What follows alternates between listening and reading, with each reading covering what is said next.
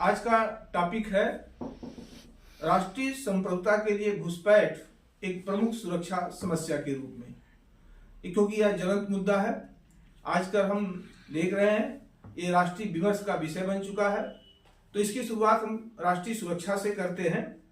ये हमें सभी को पता होना चाहिए कि किसी भी राष्ट्र की सुरक्षा का निर्धारण उस राष्ट्र की आंतरिक और बाह्य सुरक्षा से होती है।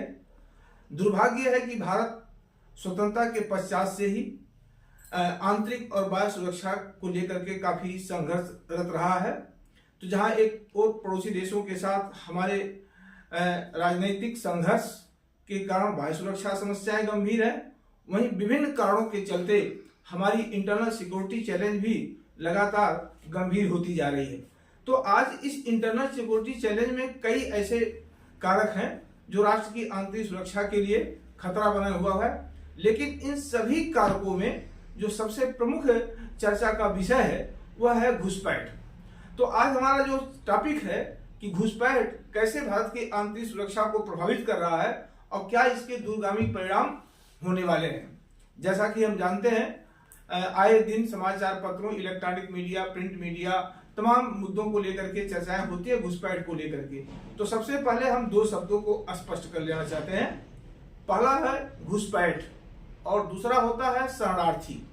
इन दोनों में क्या अंतर है? अक्सर कभी इंटरव्यू में पूछे जाते हैं प्रश्न, घुसपैठ और शरणार्थी में क्या अंतर है। देखिए, जो वैध तरीके से किसी देश से भारत में प्रवेश करते हैं या किसी अन्य देश में प्रवेश करते हैं वैध तरीके से, जिसको सरकार की जानकारी में जो होता है उसको हम शरणार्थी कहते हैं। जब किसी देश के आंतरिक असुरक्षा गंभीर हो जाती है तो लोग जान माल की रक्षा के लिए एक देश से दूसरे देश में माइग्रेशन करते हैं और सरकार के संज्ञान में होता है, तो ऐसे लोग शरणार्थी के रूप में देखे जाते हैं। लेकिन जब कोई किसी देश का नागरिक गलत तरीके से भारत जैसे देश में प्रवेश करता है और पहचान छिपा के निवास करता है, उसको हम घुसपैठ कहते हैं। अब घुसपैठ जो आज भारत के लिए एक गंभीर चिंता का विषय बन चुका है। एक रिपोर्ट के अनुसार, ताजा रिपोर्ट जो है वही बताती है कि देश में 3 से 5 करोड़ लोग जो है बांग्लादेशी घुसपैठिए देश के विभिन्न भागों में निवास कर रहे हैं। और ये जो घुसपैठिए हैं, ये हमारी सुरक्षा, हमारी संप्रभुता, हमारी एकता, अखंडता, हमारे आर्थिक सामाजिक व्यवस्था को छिन्न भिन्न करने में लगातार लगे हुए हैं। और इसके खिलाफ आवाज भी लंबे समय से उठाई जा रही है, लेकिन विभिन्न कारणों के चलते जो ठोस कदम उठाने चाहिए वो अब तक उठा नहीं जा सका, जिसके अनेक दुष्परिणाम आज हमारे समक्ष दिखाई दे रहे हैं। तो हमारा चर्चा इसी सब टॉपिक पर रहेगा। तो सबसे पहले हम जान लें घुसपैठ का कारण क्या है, आज बांग्लादेशियों की संख्या ऐसा क्यों हो गया। तो ये आज की प्रक्रिया नहीं है, ये स्वतंत्रता के पश्चात से ही पहले पूर्वी पाकिस्तान के रूप में भारत के विभिन्न भागों में घुसपैठिए आते थे।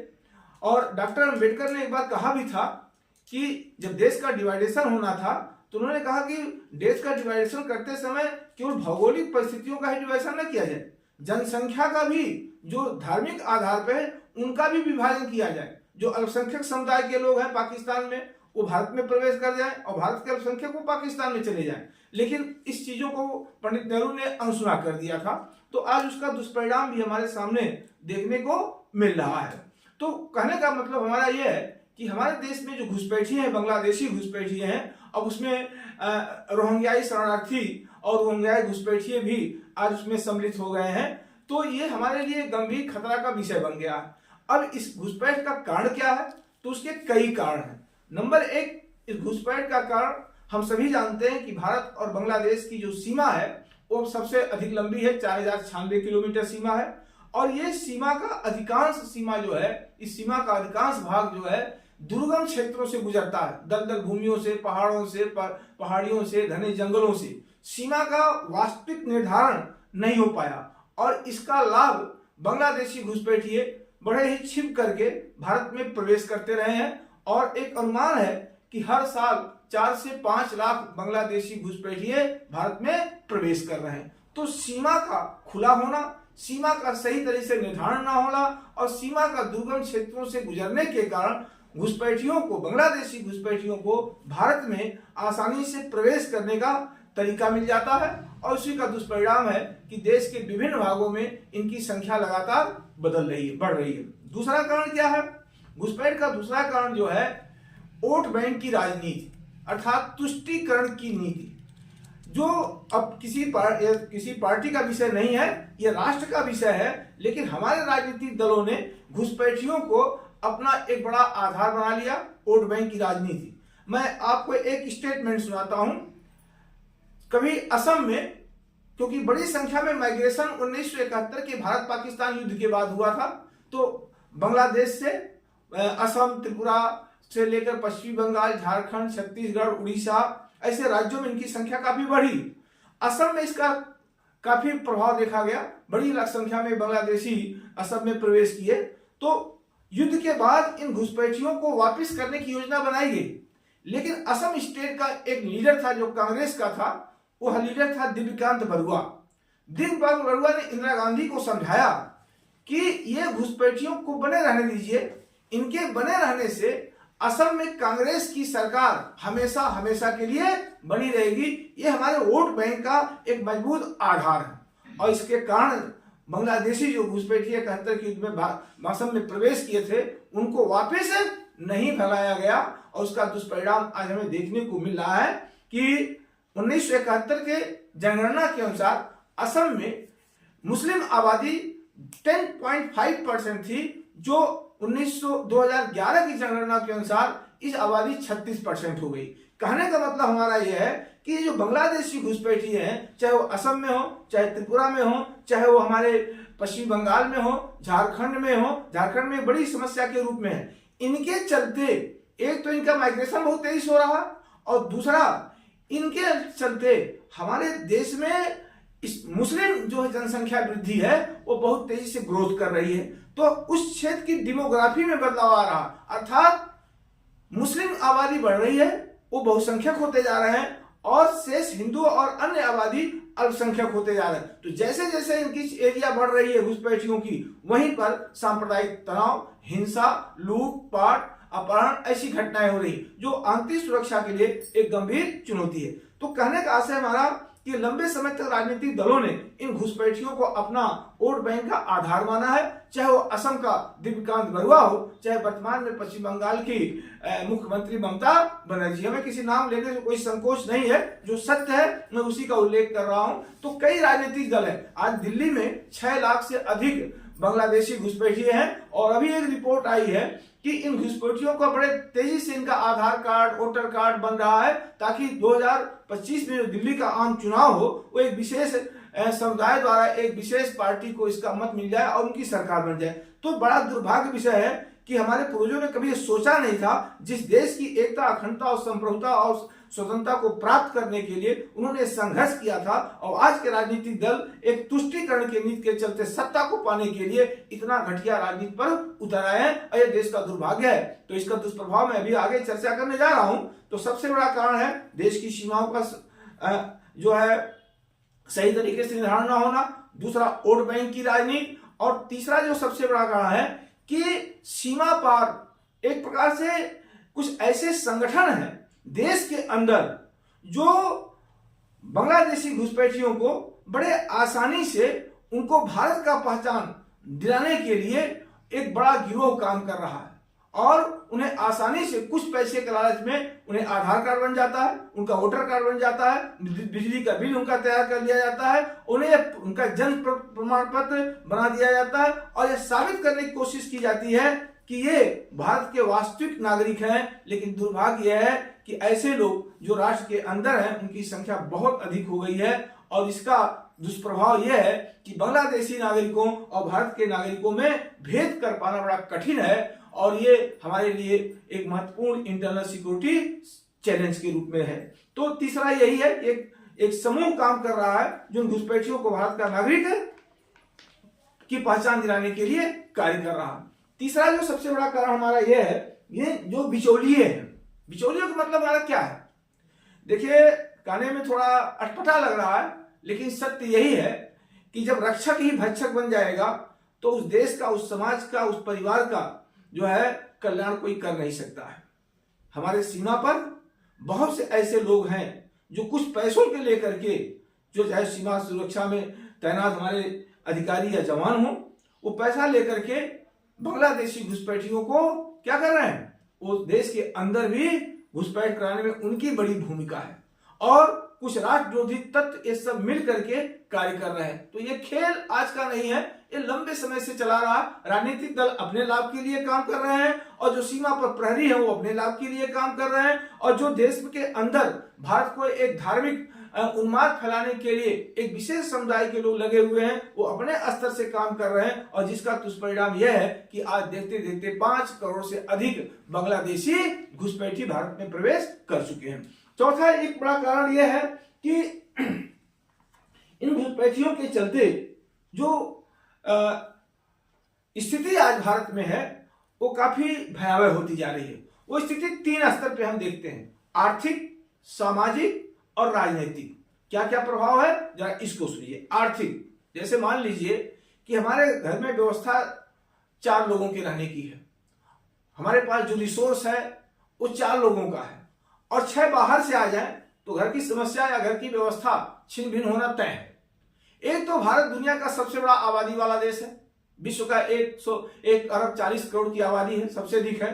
हमारी जनसंख्या खुद लगातार बढ़ती जा रही है, संसाधन हमारे सीमित होते जा रहे हैं और दूसरी तरफ एक घुसपैठिए जिस संसाधनों पर भारत के नागरिकों का अधिकार होना चाहिए, अब उन संसाधनों पर इन घुसपैठियों का अधिकार बनता जा रहा है और इसके चलते कहीं न कहीं हमारे रिसोर्स पर जो अतिक्रमण हो रहा है वो हमारे लिए, हमारी अर्थव्यवस्था पर इसका गहरा असर डालता दिखाई दे रहा। तो हमारी जो आर्थिक स्थिति है जो आगे बढ़नी चाहिए उसमें घुसपैठिया एक बड़े बाधा के रूप में दिखाई दे रहे हैं। एक लाइन में जान जाइए कि हमारे पास संसाधन सीमित है, जनसंख्या अधिक है, घुसपैठिए हमारी डेमोग्राफी को बदलाव कर रहे हैं क्योंकि इनमें फर्टिलाइजेशन ज्यादा हो रहा, जनसंख्या वृद्धि जन्म दर जो मातृ जन्म दर होता है वो काफी अधिक हो रहा, तो इससे इनकी संख्या लगातार बढ़ रही है। तो ये एक बड़ी समस्या है, हमारी अर्थव्यवस्था को ये बुरी तरह से प्रभावित कर रहे हैं। सामाजिक व्यवस्था में अगर देखा जाए तो इन घुसपैठियों का हमारी सामाजिक व्यवस्था पर इसका एक बड़ा दुष्प्रभाव देखा जा रहा,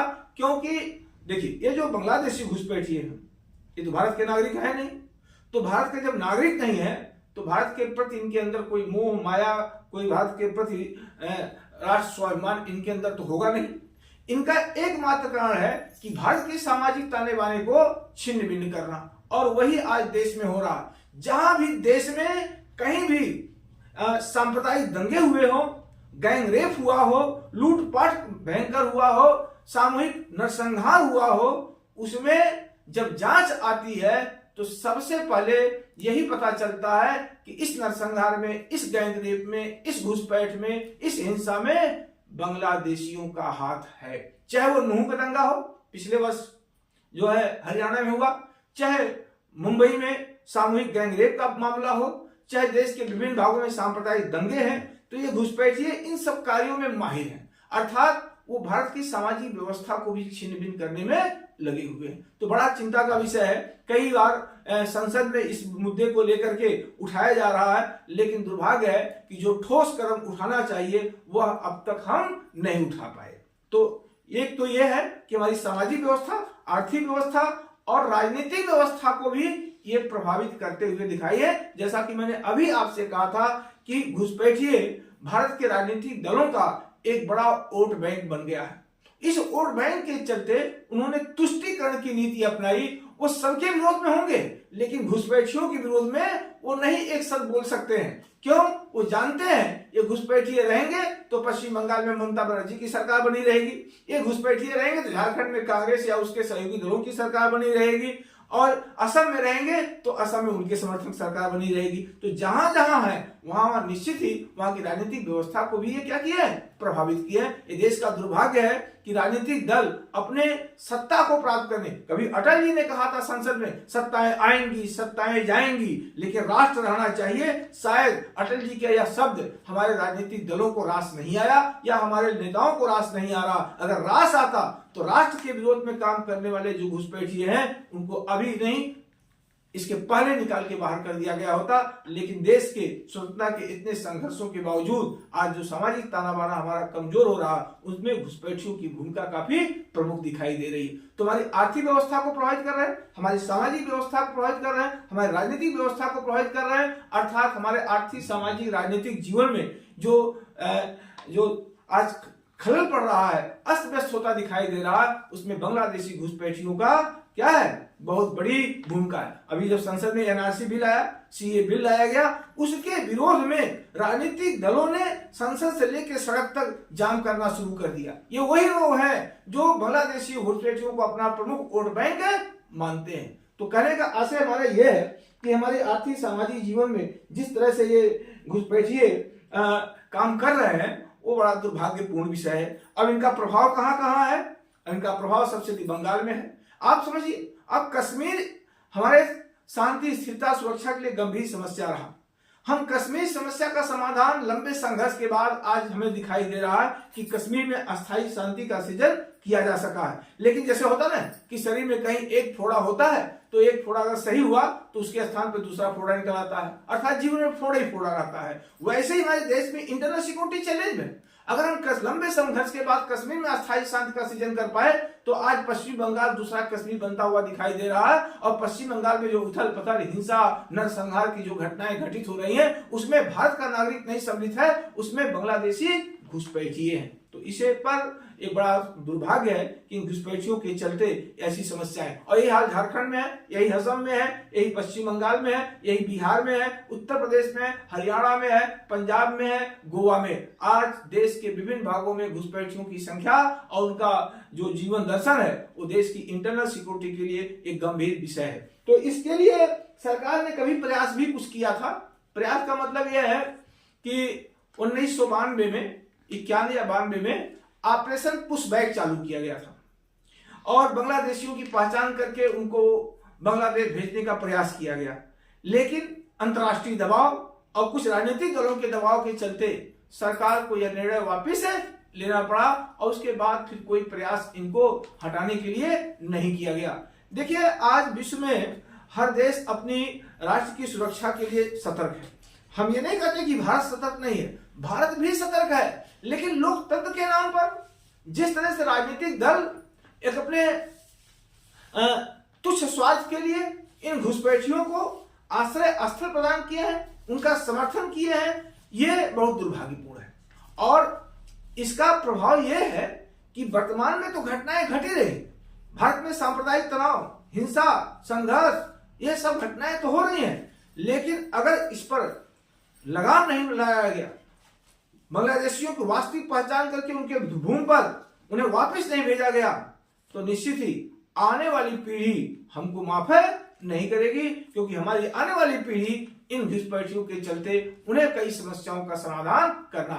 तो हमारा सुझाव आप सबसे यही है, आपका मतलब भारत सरकार से, कि यदि वर्तमान में शांति, स्थिरता, सुरक्षा और विकास को चाहते हैं, तो इन घुसपैठियों के खिलाफ कठोर और सख्त कार्रवाई होनी चाहिए, त्वरित कार्रवाई होनी चाहिए, वास्तविक पहचान करनी चाहिए। और जो घुसपैठियों के समर्थन करने वाले लोग हैं, जो ऐसे सिंडिकेट हैं जो उनके वोटर कार्ड, आधार कार्ड का जन्मदाता बनकर के घूम रहे हैं, उनको भी बख्शा नहीं जाना चाहिए। और दूसरा क्या है कि भविष्य में तय कर देना चाहिए कि किसी भी घुसपैठियों को कहीं भी आश्रय नहीं मिलने वाला है। तो कहने का मतलब यह है कि भारत को अब वक्त आ गया है, इनको वास्तविक पहचान किया जाए, इनको देश से बाहर किया जाए।